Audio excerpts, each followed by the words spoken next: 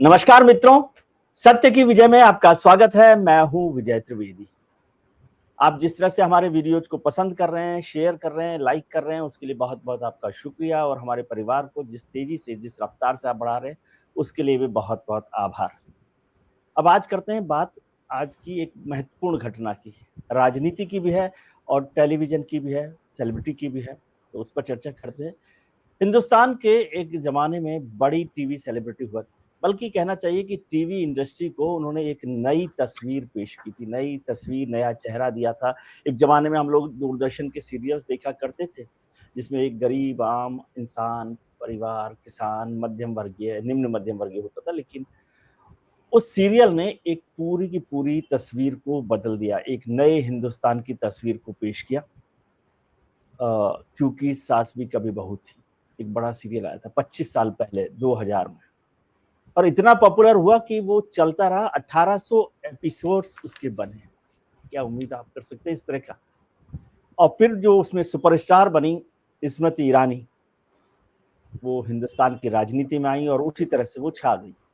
पहले राज्यसभा की सदस्य रही, भारतीय जनता पार्टी की मेंबर बनी, भारतीय जनता पार्टी के युवा मोर्चा में रही महाराष्ट्र में, फिर महिला मोर्चा की राष्ट्रीय अध्यक्ष बनी, फिर एमपी बनी, फिर मंत्री बनी, और अब उन्होंने फिर से टेलीविजन में जाने का फैसला किया और कहा कि मैं उसी सीरियल को एक नई दिशा, नई कहानी के साथ, नई रफ्तार के साथ आगे बढ़ाऊंगी। उन्होंने अपना एक प्रोमो दिया है, उसमें कहा है कि मैं आऊंगी और मैं जरूर आऊंगी।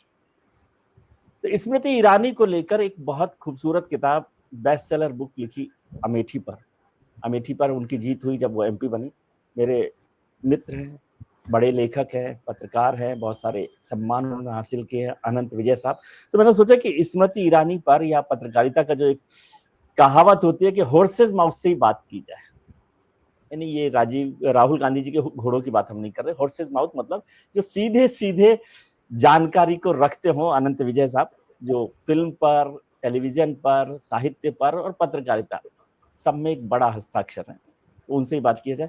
अनंत जी, बहुत बहुत स्वागत है आपका। आपको इसलिए याद किया क्योंकि आपने जो किताब लिखी वो बेस्ट सेलर रही, और स्मृति जी को जानने के बहुत सारे जो पहलू थे वो उसमें स्पष्ट हुए। और यदि पत्रकारिता के नजरिए से कहूँ तो आपने बहुत सारे मित्रों को उसमें खारिज कर दिया। बहुत धन्यवाद। ये सत्य की विजय पर अनंत विजय को आपने पहली बार आमंत्रित किया, इसलिए बहुत बहुत धन्यवाद आपको। और जब आप हॉर्सेस माउथ कह रहे थे तो मुझे बड़ी, मतलब सचमुच मुझे राहुल गांधी के 3 घोड़ों की याद आ रही थी। मुझे लगा कि पता नहीं किस लंगड़े घोड़े की, या पता नहीं बारात वाले घोड़े की, किसकी बात करेंगे आप लोग। लेकिन खारिज नहीं किया मित्रों को। विजय जी, आप तो फील्ड रिपोर्टिंग में बहुत लंबे समय से रहे हैं। कई बार क्या होता है, कहानी थी कि क्या क्या कहानियां स्मृति जी के लिए उस समय गढ़ी गई थी, उन सबको आपने बहुत साफ तरीके से रखा था उसमें। अब आपकी ये मित्रता है कि आप अपने मित्रों को इस तरह से खारिज नहीं करते। आप मित्र, मतलब खारिज क्या, मतलब मैंने जो देखा वो लिखा। मेरे मतलब जेहन में भी कभी नहीं था। बाद में ऐसा लगा कि जैसे लोग कहते थे गांधी परिवार का गढ़ है। अब मैं वहां गया तो कहीं गढ़ दिखा नहीं मुझे, तो मैं कैसे लिख दूं कि गढ़ है, बताइए। अब वो गांधी परिवार को परिवार की तरह समझते थे, ये भी नहीं। अच्छा, ये सारी चीजें 2024 के चुनाव में भी विजय जी स्पष्ट हो गई। अगर गांधी परिवार का गढ़ था तो गांधी ने अमेठी छोड़ा क्यों? अगर गांधी परिवार का पारिवारिक रिश्ता था तो गांधी परिवार के वारिस ने अमेठी छोड़ा क्यों? तो क्या मतलब ऐसा रिश्ता था कि उसको अपने एक मतलब एक अपने सहयोगी, कर्मचारी कहना उचित नहीं होगा, माननीय सांसद हैं वो एक अपने सहयोगी के हवाले कर दिया अपने परिवार को, एक अपने सहयोगी के हवाले कर दिया। तो मुझे लगा, तो यही मैंने लिखा, और कुछ ऐसा मतलब गांधी परिवार की बात तो हम लोग करते ही रहते हैं, आज स्मृति जी की बात करते हैं। जी जी, मतलब गढ़ इस दृष्टि से था कि बहुत लंबे समय तक गांधी परिवार वहां को रिप्रेजेंट करता रहा। और शायद मैं जितनी बार अमेठी गया था पहले, अमेठी और रायबरेली, तो वहां जो भारतीय जनता पार्टी के कार्यकर्ता होते थे ना, वो बड़े निराश होते थे कि पता नहीं यहाँ पर हमारा नंबर कब आएगा। और स्मृति ने जब 2014 में कोशिश की तो वो सफल नहीं हुई। 3.5 लाख वोट ले आए थे पहली अटेम्प्ट में। हाँ, तो लेकिन वहां पर उस तरह की कामयाबी नहीं मिली। और फिर 2019 में जब कामयाबी मिली तो सब लोगों के लिए एक सरप्राइज था। इस नजरिए से सब लोग उसको गढ़ समझते हैं कि भाई वहां पर इतने लंबे समय से गांधी परिवार का कोई ना कोई सदस्य रिप्रेजेंट करता था। मुझे आप समझाइए इस जर्नी को कि स्मृति को टीवी के बहू से लेकर राजनीति की जो एक बहन बेटी बनी, वो ताकतवर और वॉइस बनी अमेठी की, कैसे आप इसको देखते ट्रांसफॉर्मेशन? नहीं, ये तो मतलब स्मृति ईरानी के व्यक्तित्व का एनालिसिस कर रहा था मैं जब, तो मैं ये देख रहा था कि किसी भी काम में वो जब शिखर पे पहुंचती हैं तो फिर छोड़ देती हैं उसको, या उनसे छूट जाता है। अब तो दोनों स्थितियां सामने हैं हमारे। तो जैसे अमेठी में जब उन्होंने राहुल गांधी को, बहुत छोटी छोटी घटना है विजय जी, अमेठी में जब राहुल गांधी को पराजित किया उन्होंने, तो उन्होंने सर्टिफिकेट लेने के लिए अपने एपीएस विजय गुप्ता जी को भेजा। वो खुद नहीं गई सर्टिफिकेट लेने, उन्होंने और जाके कार्यालय में कहा कि जितना मेरा अधिकार है इस सर्टिफिकेट पे, उतना अमेठी की सारी जनता का है। तो एक फोटो अपॉर्चुनिटी, लोग कहते हैं स्टार को फोटो अपॉर्चुनिटी मिले तो वो छोड़ता नहीं है, लेकिन स्मृति जी वहां गई नहीं। और फिर कई छोटी छोटी चीजें हैं जिसको देखकर मुझे लगा, जैसे बहुत सारी अमेठी में जैसे एक गांव था, नाम भूल गया, अब किताब लिखे भी 6 साल हो गए, और वो अमेठी में एक गांव था, वहां के लोगों ने वोट का बहिष्कार कर दिया था। उनका कहना था कि कटान की इतनी बड़ी समस्या है और गांधी परिवार इतने समय से हम लोग मांग कर रहे हैं, ये नहीं है, हम वोट नहीं देंगे। तो स्मृति ईरानी उस गांव में गई थी और उन्होंने वहां कहा कि वोट नहीं देंगे, क्यों, आपने ऐसा क्यों सोचा है? तो उन्होंने कहा कि हमारी कोई सुनता ही नहीं है, इसलिए हम तो बोले कोई बात नहीं, हम करवा के देंगे आपको ये काम। तो उन लोगों ने कहा कि बिटिया जो भी यहाँ आता है ना, यही बोलता है कि हम ही ये काम करवा के देंगे। बहुत देख लिया हमने, प्रधानमंत्री से लेके और बहुत सांसदों को देख लिए, उस परिवार को भी देख लिया, और भारतीय जनता पार्टी के भी बीच में एक संजय सिंह जीते थे, उनको भी देख लिया, कोई काम करा के दे नहीं रहा है। तो मैं तुम्हारा कैसे विश्वास करूं? तुम भी जीत जाओगी, फिर कभी आओगी नहीं, तुम स्टार हो, बस आई हो हाथ हिलाने के लिए, हाथ हिलाओगी, जीतोगी, चली जाओगी। तो इन्होंने जो कहा था कि नहीं मैं लौट के आऊंगी, और ये उस चुनाव में ये हार गई विजय जी, लेकिन वापस उस गांव में पहुंची, ये वापस अखिलेश यादव जी से मिली, उसको कटान को, उस समय उत्तर प्रदेश में अखिलेश यादव जी की सरकार थी, 14 से मतलब मुझे लगता है 17 तक तो अखिलेश जी की सरकार, 2012 से 17 तक जी। तो इन्होंने 3 साल प्रयास किया पर वो समस्या दूर हुई नहीं।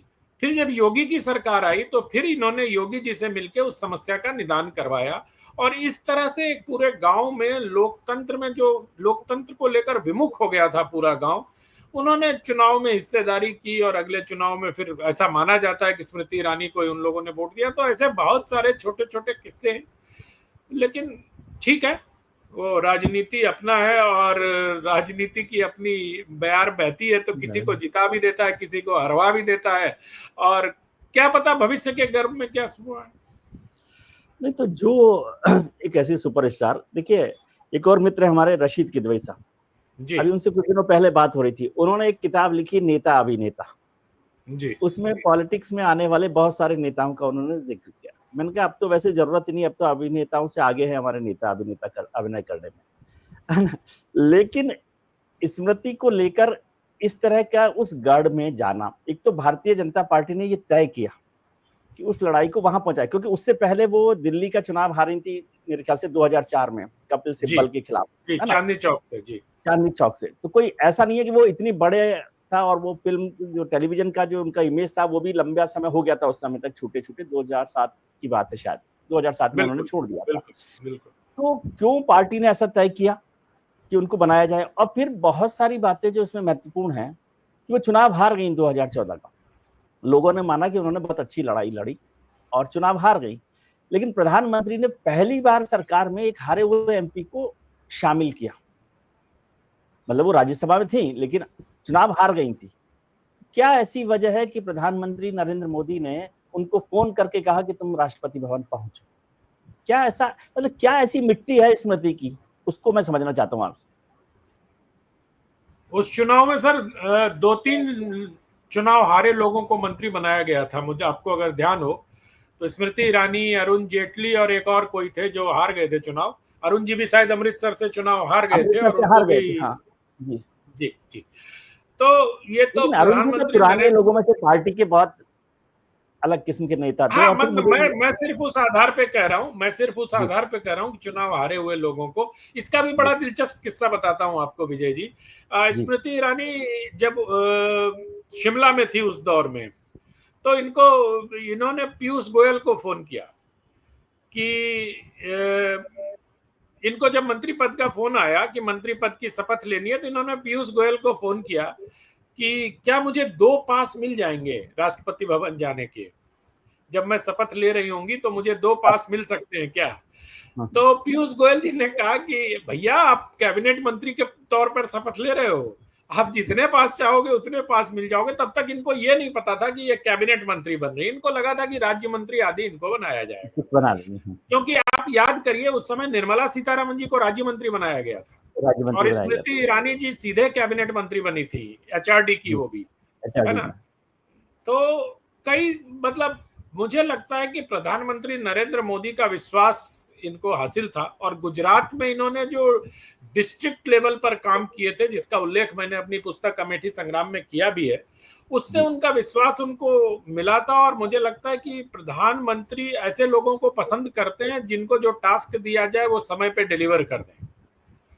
तो यही कारण रहा होगा ऐसा, और तो क्या कारण रहा होगा ये तो प्रधानमंत्री जी का विशेषाधिकार है, वही जानते होंगे कि किस कारण से उन्होंने एक सुपरस्टार को, जो जिनकी आपके हिसाब से उनका जो पिछला करियर था उससे भी बहुत लंबा अरसा बीत चुका था, उसके बाद उन्होंने अपने आप को महिला मोर्चा समय के हिसाब से मैं कह रहा हूँ 2007 में वो छोड़ दिया था। बिल्कुल लोगों की स्मृति बहुत कम होती है।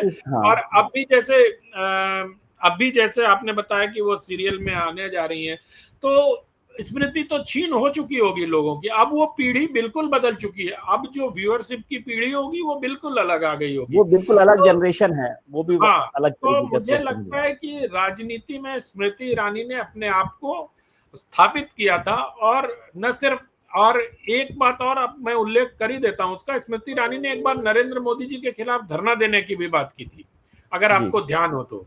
शुरुआत में बिल्कुल, हाँ। तो तब नरेंद्र मोदी जी ने स्मृति जी को बुलाया था और कहा था कि डोंट जज मी by the headlines of the newspapers, जज मी बाय माय वर्क। तो उस समय से जो इन दोनों के बीच की बॉन्डिंग रही होगी, या जो एक नेता और कार्यकर्ता का संबंध बना होगा, इस प्रकार की चीजें रही होंगी कुछ, और उसके आधार पर इनको मंत्री बनाया गया होगा। लेकिन सर ये भी तो इम्पोर्टेंट बात है जो आपने कहा कि उन्होंने नरेंद्र मोदी के खिलाफ धरना दिया, बयान दिया, और उसके बाद वो गुजरात से ही राज्यसभा एमपी बनते हैं, एक बार नहीं और दो बार बनते हैं। नरेंद्र मोदी बनाते, नरेंद्र मोदी यहाँ पर मुख्यमंत्री हैं, वही उनको राज्यसभा भेजते हैं। और फिर जब नरेंद्र मोदी दिल्ली आते हैं, प्रधानमंत्री बनते हैं, तो वो उनको कैबिनेट मंत्री बनाते हैं। और कैबिनेट मंत्री में भी आपने जिक्र कर दिया उसका कि एचआरडी मिनिस्ट्री उनको दी गई, मानव संसाधन मंत्रालय। इस सरकार में भी, वैसे भी सभी सरकारों में होता है, लेकिन इस सरकार में कुछ ज्यादा महत्वपूर्ण है मानव संसाधन मंत्रालय। बिल्कुल। लेकिन उनको मिलने के बाद जिस तरह से उनकी एग्जिट हुई, इस पर भी बहुत सवाल खड़े हुए। आपको क्या वजह लगती है? मुझे लगता है कि स्मृति जी का एक जो है ना, वो सारे फ्रंट एक साथ खोल देती है। राजनीति में ये चलता नहीं है सर विजय जी, राजनीति बहुत ही मतलब अगर बहुत क्रूड वर्ड में कहें तो बहुत मक्कारी की मांग करता है। आपको मुंह देखी बात करनी होती है ना। और एक साथ राजनीति, किसी भी पॉलिटिशियन को देखिए, वो एक साथ अपने सारे मोर्चे नहीं खोल देता। आप याद करिए शिक्षा मंत्रालय में जब, मतलब अब तो शिक्षा हो गया, उस समय एचआरडी हुआ करता था, जब ये एचआरडी मंत्रालय में गई थी तो ऐसा लगा था कि कुछ क्रांतिकारी, मतलब डिसरप्टर टाइप आ गई हो। डिसरप्टर के तौर पे उनकी भूमिका रही है मोटे तौर पर। हाँ, या जब आईएनबी में आई, तो आईएनबी में आते ही उस समय फेक न्यूज को लेके इतना बड़ा इन्होंने वो स्टेटमेंट आदि दे दिया था। हालांकि वो सारी चीजें अब चल रही हैं, उन्हीं जो चीजें स्मृति ईरानी जी ने 2017-18 में बोली थी, उन्हीं चीजों पर ये सरकार आगे बढ़ रही है अभी। पर एचआरडी में भी उन्होंने योगा कुछ यूनिवर्सिटीज में चालू किया था, आज तो पूरी दुनिया भर में योगा चल रहा है, उसको लेकर भी मतलब मैं कई बातें सोचता हूं। कभी मेरा बहुत संपर्क नहीं है स्मृति जी से, नहीं तो आपके माध्यम से मैं उनको कहना भी चाहता हूं कि जिस प्रकार से वो उन्होंने आईएनबी को तो मैं बहुत क्लोजली फॉलो कर रहा था। आईएनबी में फेक न्यूज को लेकर जिस प्रकार से उन्होंने उस समय बयान दिया था, और आपको याद होगा जब कहा गया था कि पत्रकारों की एंट्री सीमित होनी चाहिए पीआईबी कार्ड की, और ये सब, है ना, ये सारी चीजें अब आप इन प्लेस हैं अगर आप अभी देखो तो। लेकिन उस समय प्लेस से आगे हो गई है, अब तो एंट्री होती है। उस समय कितनी कंट्रोवर्सी बन गई थी। अब भी आपको एंट्री करनी है। उस समय इन्होंने कह दिया था कि जिनसे मिलना है उनसे फोन कराना पड़ेगा। पहले तो आपको पता ही है कि जो पीआईबी के लोग होते हैं वो फ्रीली घूमते थे सब जगह, आना जाना उनकी, क्योंकि उनकी सिक्योरिटी जांच वगैरह हुई रहती थी और खबरें ऐसे ही निकलती थी। लेकिन अब क्या है, आपको जिससे मिलने जाना है उससे प्रायर अपॉइंटमेंट होना चाहिए, और कई मंत्रालयों में तो संभवतः एंट्री भी नहीं है। एंट्री भी नहीं है, बहुत सारी जगह पर नहीं है। तो ये सारी बातें उन्होंने तब की थी 2017 में। तब 2017 में लोगों ने वितंडा खड़ा कर दिया था आर्काइवल को लेकर, फिल्म म्यूजियम को लेकर, ये सारी चीजें उस समय सोची गई थी। मुझे याद है कि मैं 2017 में नेशनल अवार्ड की जूरी का चेयरमैन था। तो उस समय स्मृति जी ने कहा था कि इतने सारे अवार्ड दिए जाते हैं, इसको स्ट्रीमलाइन करने की जरूरत है। और कई सारे अवार्ड बहुत मतलब साउंड में 15 अवार्ड, इसमें 14 अवार्ड, तो उन्होंने कहा था कि इसको थोड़ा करने की जरूरत है, जो अब कर दिया गया। लेकिन उस समय ये बवाल मचा दिया गया कि स्मृति ईरानी, मतलब असल में मुझे लगता है कुछ लोग होते हैं जिनके साथ विवादों का साथ चलता ही चलता है, रिश्ता रहता है, रिश्ता रहता है। इनके साथ ये कुछ भी बोलती हैं, विवाद होता ही होता है, और वो फिर अच्छे और बुरे दोनों तरफ चला जाता है। लेकिन अनंत जी, हमने और आपने दोनों ने देखा है कि राजनीति में बहुत सारे सेलिब्रिटीज आते हैं अक्सर। कई सेलिब्रिटीज जो फिल्म से हैं, स्पोर्ट्स से हैं, म्यूजिक से हैं, थिएटर से, वो सब लोग आते हैं। उनकी एक कोशिश होती है कि वो फिल्म इसमें पॉलिटिक्स में आ जाए, उनका एक अट्रैक्शन होता है पार्लियामेंट का, और पॉलिटिशियंस का यानी पॉलिटिकल पार्टीज का अट्रैक्शन होता है कि भाई ये सीट आसानी से उनसे निकल जाएगी।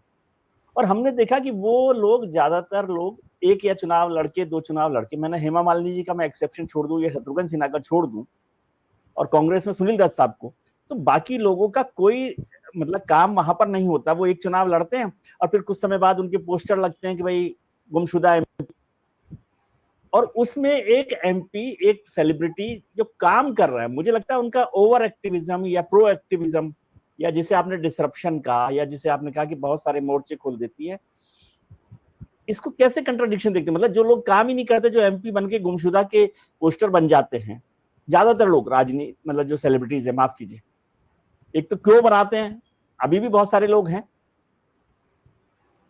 इसका उत्तर विजय जी प्रणब मुखर्जी की एक उक्ति से देना चाहूंगा आपको। दादा के जो 3 खंडों में उनके संस्मरण आए हैं, तो दूसरे खंड में उन्होंने लिखा है एक बात, जब वो राजीव कांग्रेस बनाया था, उन्होंने कांग्रेस पार्टी छोड़ के, उसी संदर्भ में उन्होंने एक बड़ी अच्छी बात लिखी है। उन्होंने लिखा कि राजनीति में काम करने से ज्यादा महत्वपूर्ण है काम लगाने वालों पर नजर रखना। तो जो बात प्रणब मुखर्जी कह रहे थे, मैं स्मृति जी की व्यक्तित्व और उनके कृतित्व को जब एनालाइज करता हूं, तो मुझे लगता है कि वो काम करने में ज्यादा फोकस्ड हो जाती हैं, काम लगाने वालों पर ध्यान नहीं रख पाती हैं। ध्यान नहीं रखती, तो लोग काम लगा देते हैं इनका। और जो अक्सर काम करते हैं उन पर काम लगाने वालों की नजर ज्यादा रहती है। लेकिन काम लगाने वालों पर, अगर काम करने वाले, जैसे जब प्रणब मुखर्जी जैसे शख्स पर का काम लगा दिया था कांग्रेस में भाई लोगों ने, है ना, जब अमिताभ बच्चन जैसे शख्स का कांग्रेस मतलब छोड़ के जाना पड़ गया उनको राजनीति। लेकिन इतना मैं कह सकता हूं, जितना मैं स्मृति जी को जानता हूं किताब लिखने के दौर में, जितना मैं उनके आसपास के और लोगों से बात किया है, वो राजनीति छोड़ेंगी नहीं। वो बहुत जिद्दी हैं, वो जिस चीज का ठान लेती हैं। समझाइए सर, एक चीज मुझे समझाइए, क्योंकि आप भारतीय जनता पार्टी को बहुत करीब से देखते हैं और सेलिब्रिटीज को, पॉलिटिक्स को और फिल्म को आपका बहुत बड़ा, क्या कहना चाहिए, दम है आपका उस पूरे विचार पर। मुझे ये समझाइए, भारतीय जनता पार्टी, और खासतौर से मैं सीधा नाम लेता हूँ नरेंद्र मोदी का, नरेंद्र मोदी के लिए ये माना जाता है कि जो लोग काम करते हैं वो उनके साथ खड़े रहते हैं, तो क्या मैं स्मृति ईरानी को एक्सेप्शन मानूं? सर नहीं, वो उनके साथ खड़े होंगे ऐसा मुझे लगता है। लेकिन क्या आप एक चीज बताइए, आपने तो न्यूज रूम में काम किया, कुछ प्रोड्यूसर्स बहुत अच्छा काम करते थे या कुछ रिपोर्टर्स बहुत अच्छा काम करते थे, लेकिन पता नहीं किन कारणों से उनका आसपास के व्यक्तियों से या अपने न्यूज रूम में संबंध अच्छे नहीं होते थे। तो एज एन एडिटर आपको क्या निर्णय लेना पड़ता था? संस्थान को ध्यान रखते हुए आप उसको कहते थे थोड़ा दिन शांत रह जाओ यार तुम, काम तुम अच्छा करते हो, मैं जानता हूं, तुम्हारी लिखी हेडलाइन अच्छी होती है, तुम्हारे बनाए पैकेज अच्छे होते हैं, तुम जो लिख देते हो वो दर्शकों को दिल तक उतर जाता है। तो लेकिन थोड़ा रुक जाओ, क्योंकि पूरा न्यूज रूम चाह रहा है कि तुम मतलब, तो आप समझ रहे होंगे मैं क्या कहना चाहता हूं। तो इस लिहाज से अगर देखें तो प्रधानमंत्री को अगर एक एडिटर के तौर पर देखें और स्मृति ईरानी जी को वो एक बेहतरीन प्रोड्यूसर के रूप में देखें, तो मुझे लगता है अब उस समय जैसे मंत्रियों के, स्मृति जी जब सूचना प्रसारण मंत्री थी तो आपको याद होगा कि ऐसी खबरें आई थी कि उन्होंने वरिष्ठ मंत्रियों के जो सूचना अधिकारी होते थे उनको उनसे बिना पूछे तबादला कर दिया था। अब मुझे नहीं मालूम इसमें कितनी सच्चाई है, कितनी ये है, लेकिन इस तरह की चीजें अगर सामने आती है तो एडिटर को लगता है कि इस प्रोड्यूसर को थोड़ा सा आराम लेना चाहिए। क्या इसमें कोई विचारधारा का भी सवाल था? आपने इसको बहुत अंदर से देखा है, क्योंकि खासतौर से यदि मानव संसाधन मंत्रालय को देखें तो ज्यादातर लोगों ने कहा कि संघ में कुछ मतभेद थे स्मृति जी के कामकाज को लेकर, या पार्टी में कह लें किसी को भी एक बात को, क्या विचारधारा से उनकी जो है थोड़ी सी बड़ा कारण रहा? सर मुझे नहीं लगता है, मुझे तो ये लगता है कि मुझे तो अब जितने भी लोग मिलते हैं वो यही कहते हैं कि स्मृति ईरानी शिक्षा मंत्री के रूप में जितना काम कर गई। मैं आपको एक किस्सा सुनाता हूँ, छोटा सा किस्सा है लेकिन आपको पता चलेगा। आपसे किस्सा ही सुनना है मुझे। एक केंद्रीय हिंदी संस्थान है आगरा में सर जी, वो पुरस्कार देती है, 10-12 पुरस्कार देती है, जिसमें गणेश शंकर विद्यार्थी, मोटूरी सत्यनारायण और इन तरह के विदेश में काम करने वालों, दीनदयाल जी के नाम पर और सबके नाम पर हिंदी सेवियों को सम्मानित करती है। 2015 या 16 में उस पुरस्कार की राशि सबको 1-1 लाख रुपए दी जाती थी। संस्थान के निदेशक थे नंद किशोर पांडे जी, जो अभी राजस्थान विश्वविद्यालय में प्रोफेसर हैं हिंदी के। उन्होंने स्मृति ईरानी जी से समय लिया और बहुत धीरे से उन्होंने कहा कि मैडम ये पुरस्कार राशि बहुत कम है, इसको अगर थोड़ा बढ़ा दिया जाए तो अच्छा रहेगा। तो स्मृति जी ने पूछा कितना कर दूं, तो वो बेचारे बहुत संकोच में, बाद में उन्होंने मुझे बताया कि मैं सोच रहा था कि मैं 2.5 लाख बोलूंगा उनको, 2 लाख। जब तक वो सोचते तब तक स्मृति जी ने उनसे फाइल लिया और सब पे लिख दिया 5 लाख ईच। तो विचारधारा, अच्छा उसी समय में आप देखिए सारी नियुक्तियों के आरोप भी स्मृति ईरानी पर यही लगे थे, संसद से लेकर बाहर भी, कि जितने संघ के लोग हैं, चाहे बलदेव भाई शर्मा एनबीटी के चेयरमैन नियुक्त किए गए हों, चाहे टीपी सिंह को यूजीसी का चेयरमैन बनाया गया हो, ऐसे मतलब एक लंबी सूची है। आप तो हमसे ज्यादा भारतीय जनता पार्टी और संघ को समझते हैं विजय जी, आप मजे ले रहे हैं आज हमसे, कोई बात नहीं। मैं बाहर से ही देखता हूँ ना, आप अंदर से देखते।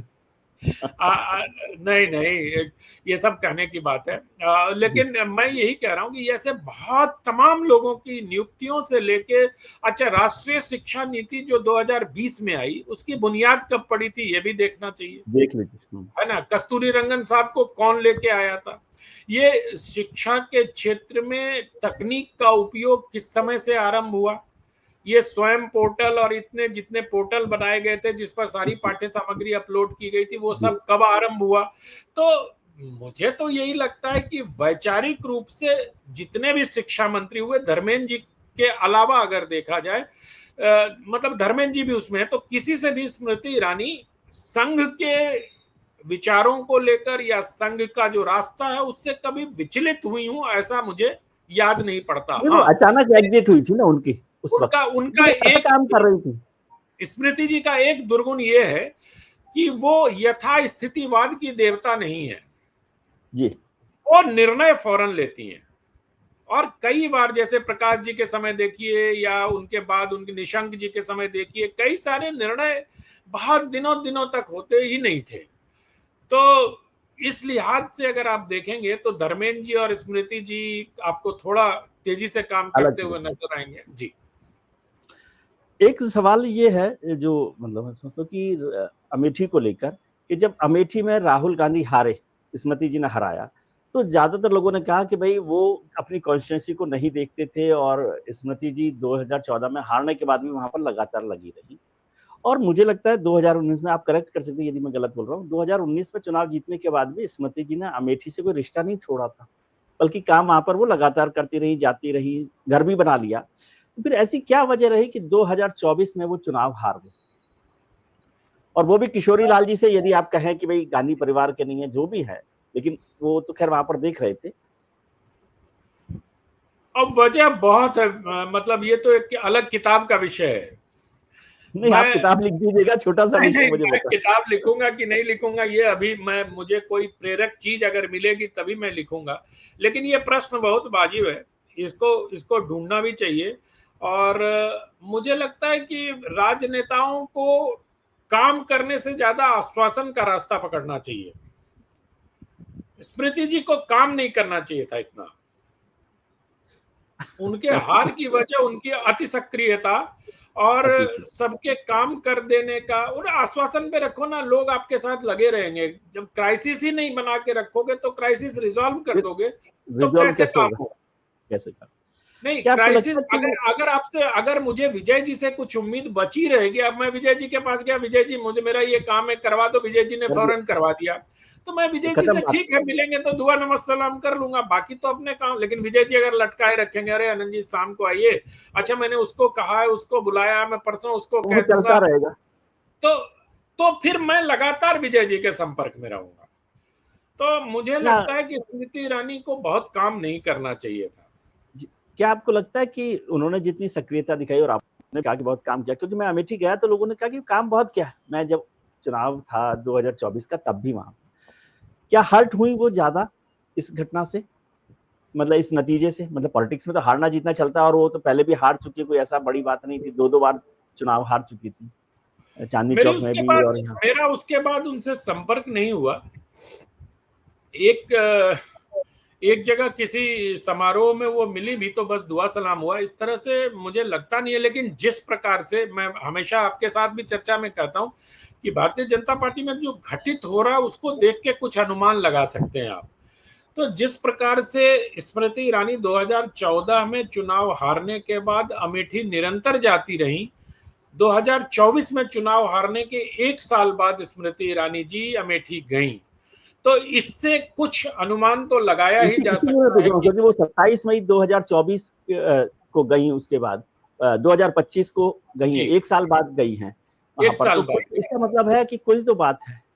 कोई तो बात, जबकि उनका घर है वहां, उनके घर में घर मंदिर भी है, बना लिया मंदिर था में उन्होंने अपना। पुजारी है, हाँ। वो सब कुछ है वहां पर, वो सारा इस्टेब्लिशमेंट रहा है उनका। लेकिन उसके बाद भी एक साल बाद जाना, तो कहीं ना कहीं तो कुछ फांस तो होगी, ऐसा मुझे लगता है। अच्छा, आनंद जी का होने का एक फायदा मैं उठाना चाहता हूँ कि अब आप ये ना कहें कि ये प्राइम मिनिस्टर का प्रेरोगेटिव होता है। तो जो प्रधानमंत्री 2014 में कैबिनेट मंत्री बनाते हैं, वो 2024 में क्यों भूल जाते हैं? जबकि लड़ाई तो उन्होंने लड़ी है, और वो बहुत एक्टिव पॉलिटिकल वर्कर है मेरे हिसाब से। 2000 2014 और 2024 की परिस्थितियां बिल्कुल अलग है। अगर आप देखें तो 2014 में भारतीय जनता पार्टी के पास अपने लोग बहुत ज्यादा थे। इस बार बाहर से आए हुए लोग भी इतने अधिक हैं कि उनको भी तो एडजस्ट करना है। नहीं नहीं, तो लेकिन 2000 ऐसा तो नहीं ना सर, 2019 और 2024 की कैबिनेट में तो कोई बदलाव भी नहीं हुआ। वो बदलाव अब होने की तैयारी हो रही है।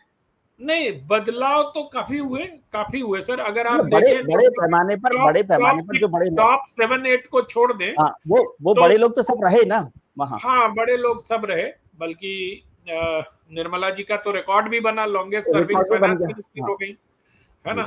गडकरी जी बने हुए हैं पहले दिन से, गडकरी राजनाथ जी जी हैं, बने हुए हैं, राजनाथ जी हैं, सब लोग हैं और वहां पर। गडकरी जी तो मुझे लगता है एक ही मंत्रालय में बने हुए हैं, 8 साल उनकी तो हो ही मंत्रालय गए में। होंगे लगभग। जी। अब ये मुझे नहीं इस पता कि ये बारे उनकी में खुशी का इस विषय है बारे कि में नहीं है। इस बारे में विजय जी मैंने सोचा नहीं, और इस बारे में मैंने, आपने अच्छा फूड फॉर थॉट दिया है।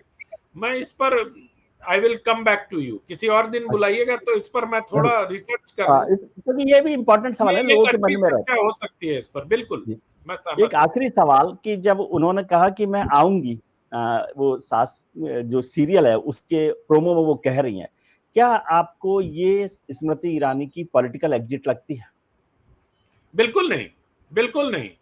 और ये तो बड़े शॉर्ट स्पैन ऑफ टाइम के लिए ये है, और इसके पीछे दो वजह है जो मुझे समझ में आती है। एक तो 2014 जब इन्होंने राजनीति में कदम रखा था, तब एकता कपूर से इनका कॉन्ट्रैक्ट था कि इतने एपिसोड करेंगे, उसमें से कुछ एपिसोड बचे थे।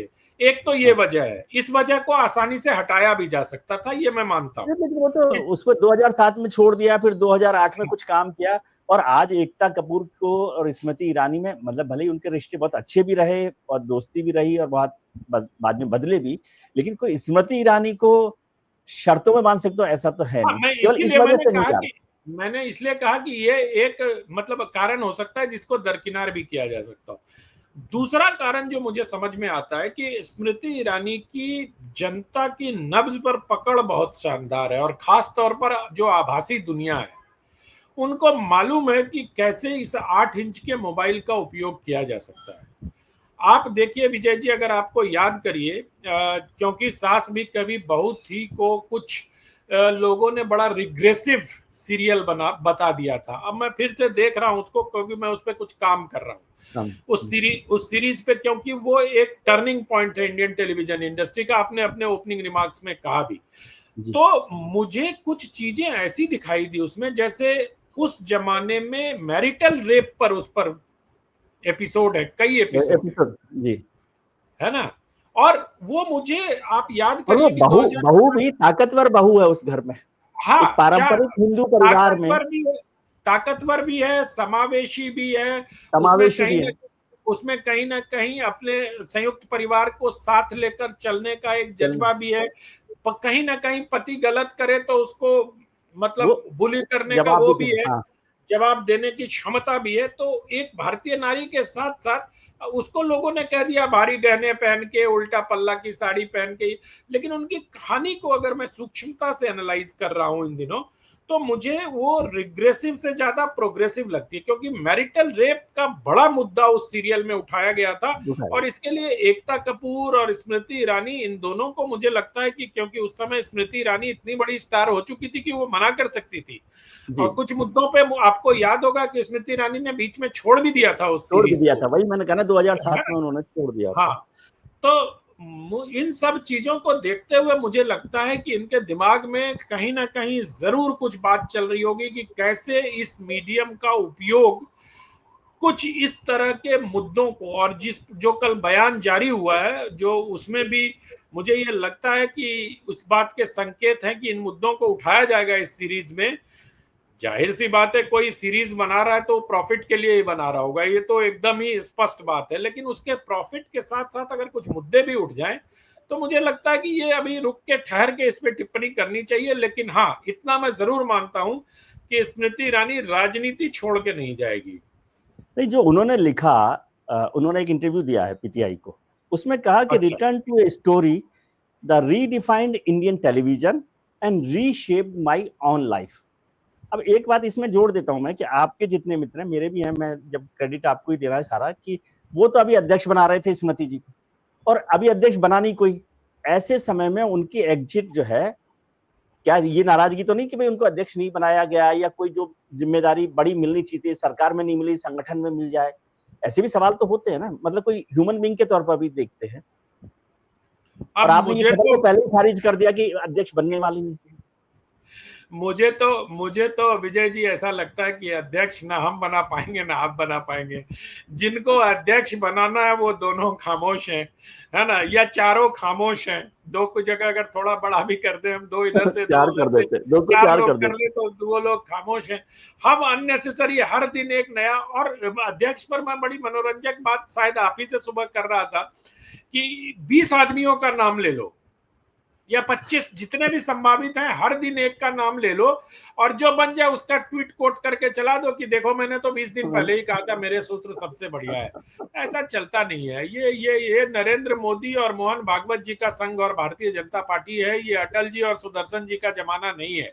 ये अटल जी और रज्जू भैया का जमाना नहीं है। यहाँ ये संघ भी बहुत बदल गया है, भारतीय जनता पार्टी भी बहुत दोनों संगठन बहुत इवॉल्व हुए हैं। नेचुरल भी है, इसमें कोई ऐसा नहीं है ना कि नेचुरल भी है, सब चीजें बिल्कुल होती है। बिल्कुल, और ये एकदम होना भी चाहिए। इसीलिए स्मृति ईरानी के अध्यक्ष बनने की बात, लोग कह रहे हैं महिला अध्यक्ष बन जाएगी, महिला भी होगी, दलित भी होगी, साउथ की होगी। अरे तो इन सारी चीजों में दो ही व्यक्ति फिट होते हैं, एक तो निर्मला सीतारमण जी और एक वनीति जी। वनीति। तब तो बहुत स्पष्ट कर देना। अब वही है कि आप इतने क्लू दे देते हो और कहते हो कि अंदाजा आप लगा लीजिए, ताकि किसी क्लू को लगा के, अरे मैंने कहा था ना साउथ इंडियन होगा, अरे साउथ इंडियन होगा तो कोई भी हो जाएगा, आप ट्वीट कर लोगे। तो ये जो ट्विटर पर ट्रैक्शन लेने की प्रवृत्ति बढ़ गई है ना विजय जी, ये मुझे लगता है कि जैसे आजकल सारे राजनीतिक दलों के प्रवक्ता क्या करते हैं, आपको और हमको बड़े जोर शोर से गाली देना का प्रयास करते हैं। अरे तुम बिके हुए हो, तुम भारतीय जनता पार्टी के हो, तुम कांग्रेस पार्टी के। उसके बाद एंकर पे चढ़ जाते हैं, उसके बाद मीडिया नहीं पे पता होता है हमें कहाँ बिके हुए हैं, क्योंकि एक समय में एक प्रोग्राम में कांग्रेस के बिके हुए होते हैं, एक प्रोग्राम में बीजेपी के लिए बिके हुए होते हैं। हम तो रोज ही, हम तो अलग अलग दलों, मतलब हम तो ऐसे, मतलब आलू है ना कि जो आए वही खरीद के ले जाए।